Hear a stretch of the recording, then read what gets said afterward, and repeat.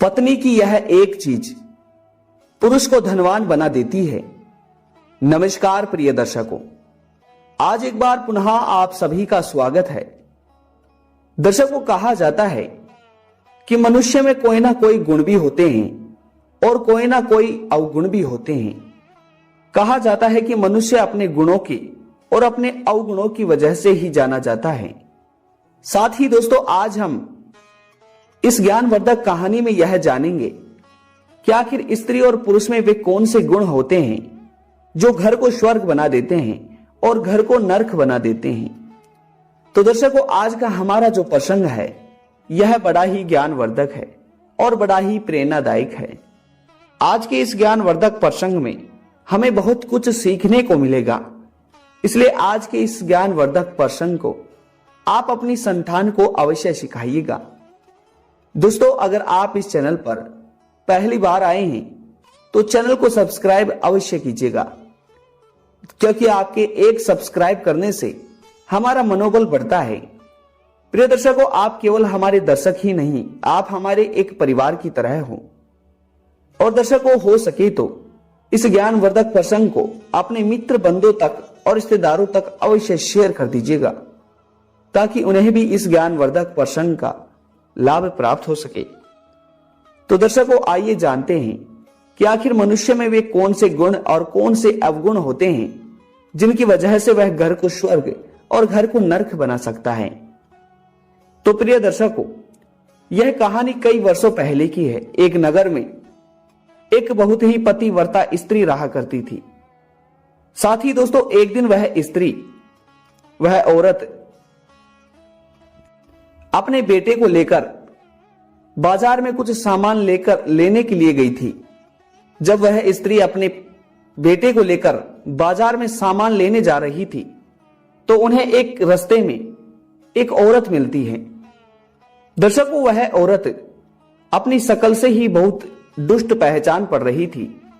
उसके बाद में वह दुष्ट औरत उस पतिव्रता स्त्री से कहती है कि तुम बदचलन हो, तुम चरित्रहीन हो।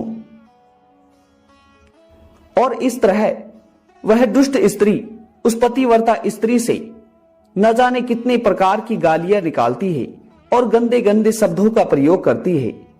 परंतु दर्शकों, उस पतिव्रता स्त्री को उस दुष्ट औरत की बातों पर बिल्कुल भी गुस्सा नहीं आता है और वह उसकी बातों पर ध्यान ना देकर अपने रास्ते रास्ते वापस चलने लगती है। पतिव्रता स्त्री का यह स्वभाव देखकर वह दुष्ट औरत बहुत ज्यादा चिढ़ जाती है और वह सोचने लगती है कि मेरे इतनी ज्यादा अपशब्द बोलने की वजह से, इतनी गालियां निकालने की बाद में भी इसको कुछ नहीं हो रहा है, कोई फर्क नहीं पड़ रहा है। तो दोस्तों, उसके बाद में वापस वह दुष्ट औरत उस पतिव्रता स्त्री के रास्ते में आकर उसे वापस बुरी बुरी गालियां निकालने लगती है। परंतु उसे फिर से उसकी किसी भी बातों का कोई प्रभाव नहीं पड़ता है और बिल्कुल भी चिड़चिड़ापन नहीं होता है। उसके बाद में वह वापस उसकी बातों पर ध्यान न देकर बाजार की ओर निकल जाती है। दर्शकों, बाजार में जाने के बाद में वह और उसका बेटा सामान लेते हैं और घर का कुछ राशन लेकर वापस अपने घर लौट जाते हैं। दर्शकों, घर जाते ही उस पतिव्रता स्त्री का बेटा अपनी मां से कहता है कि मां, आप मुझे एक बात बताइए, आज हम जब रास्ते में उस दुष्ट औरत से मिले थे तो उसने आपसे न जाने कितने प्रकार की गंदी गंदी गालियां निकाली थी, आपसे न जाने क्या क्या कहा था, परंतु आपको उसकी बातों का कोई प्रभाव क्यों नहीं हुआ? आखिर मुझे बताइए। तो दर्शकों, उसके बाद में उसकी मां उससे कुछ नहीं कहती है और एक कक्ष के अंदर जाकर गंदे कपड़े लेकर आती है और उसके बेटे के हाथ में देती है और बेटे से कहती है कि बेटा, एक काम करो, तुम इन गंदे कपड़ों को पहन लो और जो अच्छे वस्त्र तुमने पहन रखे हैं इनको उतार दो। तो दोस्तों, फिर वह बेटा अपनी मां से कहता है कि मां, आखिर मैं इन कपड़ों को क्यों पहनूंगा, और मैं जब अच्छे कपड़े पहन रखा हूं तो इन गंदे और फटे पुराने कपड़ों को क्यों पहनूंगा, और मेरा शरीर बिल्कुल साफ है, तो मैं इन गंदे कपड़ों को पहनकर अपने शरीर को गंदा क्यों करूंगा। तो दर्शकों, फिर वह औरत अपने बेटे से कहती है कि पुत्र, यही तो बात मैं तुम्हें समझाना चाह रही हूं। आखिर मैं अपने साफ मन में उस दुष्ट औरत की बातों को लाकर अपने मन को, अपने चरित्र को गंदा क्यों करूंगी। यही बात मैं तुम्हें समझाने जा रही हूं, क्योंकि उस औरत ने मुझे बहुत सारी गालियां निकाली, बहुत सारी गंदी बातें कही, परंतु अगर मैं उसकी बातों पर ध्यान देती और उसकी बातों को बार बार याद करती तो उससे मेरा मन, मेरा चरित्र और मेरा स्वभाव खराब हो जाता।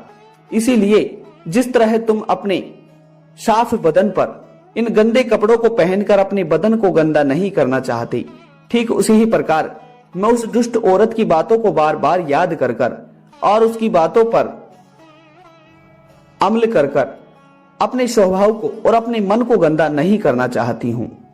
तो दर्शकों, उसके बाद में इस तरह स्वभाव को पाकर उस पतिव्रता स्त्री के घर में हमेशा सुख समृद्धि रहती, और उधर जो दुष्ट औरत थी उसके घर में रोजाना लड़ाई झगड़ा होता, क्योंकि उसका स्वभाव चिड़चिड़ा था। वह अपने पति से हमेशा झगड़ा किया करती थी, अपने पति से हमेशा गुस्सा हो जाया करती थी।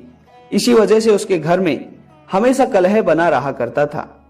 तो दर्शकों, उस दुष्ट औरत का जो पति था वह हमेशा उस पतिव्रता स्त्री के घर की ओर जाता और उन्हें देखकर बहुत ज्यादा सोचने लगता कि देखो, एक इनका घर है जिसमें हमेशा खुशी और सुख समृद्धि बनी रहती है, कभी भी लड़ाई झगड़ा नहीं होता है और खुशी खुशी से ये लोग रहते हैं, और एक मेरा घर है जहां पर मेरी पत्नी हमेशा मुझसे झगड़ा करती रहती है, मेरे घर में कभी भी सुख नहीं रहते हैं। तो दर्शकों, इस तरह उस दुष्ट औरत का पति हमेशा दुखी रहा करता था। एक दिन उस दुष्ट औरत का पति जंगल में जाता है, और जंगल में जाता है तो उसे एक ऋषि दिखाई देते हैं। जब जंगल में उसे एक ऋषि दिखाई देते हैं तो वह दुष्ट औरत का पति उस ऋषि के पास जाते हैं और ऋषि से कहते हैं कि हे ऋषि महाराज, मैं बहुत दुखी हूं और मैं मरना चाहता हूं। तो दर्शकों, फिर वह ऋषि उस दुष्ट औरत के पति से कहते हैं कि वंश, आखिर तुम क्यों मरना चाहते हो, समस्या बताओ। तो दर्शकों, फिर वह दुष्ट औरत का पति उस ऋषि को पूरी समस्या बताता है और कहता है कि मेरी पत्नी मुझसे रोजाना लड़ाई झगड़े करती है, कभी भी मुझसे सुखी नहीं रहती है। तो दर्शकों, फिर वह ऋषि उस दुष्ट औरत के पति से कहता है कि पुत्र, आज मैं तुम्हें दो बातें बताने वाला हूं, और ये दो बातें ही घर में सुख समृद्धि लाती हैं, और ये दो बातें ही घर में दरिद्रता और गरीबी लाती हैं। तो दर्शकों, उसके बाद में फिर वह ऋषि उस दुष्ट औरत के पति से कहता है कि पुत्र, स्त्री के मिठास भरे बोल, स्त्री की मीठी वाणी और स्त्री का अच्छा स्वभाव ही घर को स्वर्ग बनाता है, और जिस स्त्री का स्वभाव अच्छा ना हो, जो स्त्री चिड़चिड़ी स्वभाव की हो, तो वह घर हमेशा नरक ही बना रहता है। उस घर के लोग, जीव कभी भी सुखी नहीं रहते हैं। और वंश, दूसरी बात है कि पुरुष का साक्षर होना, पढ़ा लिखा होना और सहनशीलता होना, यही घर को स्वर्ग बनाता है। और जो पुरुष इन दो चीजों को नहीं पाता है तो वह घर हमेशा ही नरक रह जाता है। तो प्रिय दर्शकों, इस तरह वह संत, वह ऋषि उस दुष्ट औरत के पति को यह बात बताता है, और फिर वह वापस अपने घर जाता है। प्रिय दर्शकों, घर जाते ही वह दुष्ट औरत का पति अपनी दुष्ट पत्नी को वहां से निकाल देता है, हमेशा के लिए परित्याग कर देता है, और कहता है कि जब तक मैं इसके साथ रहूंगा तब तक कभी भी मैं आगे नहीं बढ़ पाऊंगा, हमेशा जीवन में पीछे की ओर ही जाऊंगा। तो दर्शकों, इस तरह वह दुष्ट औरत का पति अपनी पत्नी को त्याग देता है। तो प्रिय दर्शकों, हर पुरुष में और हर स्त्री में ये दो चीजें ही ऐसी होती हैं जो घर को स्वर्ग बनाती हैं। तो दर्शकों, उम्मीद करते हैं कि आप सभी को यह ज्ञानवर्धक प्रसंग पसंद आया होगा। अगर आज का यह प्रसंग आप सभी को पसंद आया हो तो वीडियो को लाइक और चैनल को सब्सक्राइब अवश्य कीजिएगा। मिलते हैं अगली वीडियो में, तब तक अपना ख्याल रखिएगा। धन्यवाद जी, नमस्कार।